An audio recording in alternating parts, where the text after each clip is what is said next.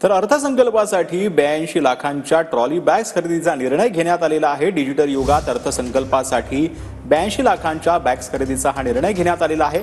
Bags खरेदीवरून अर्थसंकल्पीय अधिवेशन वादाच्या बोहऱ्यात सापडण्याची चिन्ह आहे। ट्रॉली बॅग्स खरेदीच्या निर्णयाला विरोधकांनी विरोध केलेला आहे।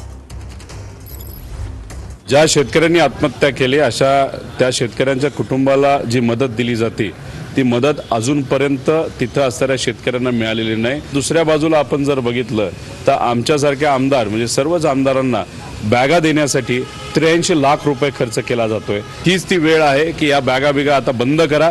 आपल्याला जर बॅगांची जरूरत नसेल तर तुम्ही ते त्याग करावा, पण असा व्यायपाट खर्च होण्यापेक्षा अशा चुकीच्या प्रथा पुढे घेऊन जाण्यापेक्षा नवीन बदल होण्याची जरूरत आहे। माझा जी बॅग असेल ती बॅग कुठेतरी आता तो खर्च माघार घेऊन अर्थसंकल्पासाठी 82 लाखाच्या ट्रॉली बॅग्स खरेदी करण्याचा निर्णय घेतलाय।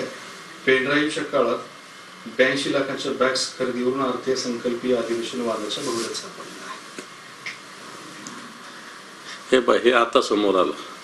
दरवर्षी अशा बॅग दिल्या जातात। आता त्याची किंमत कमी जास्त होत असेल, परंतु दरवर्षी अशा बॅग्स सगळ्या आमदारांना दिल्या जातात, काही अधिकाऱ्यांनाही दिल्या जातात।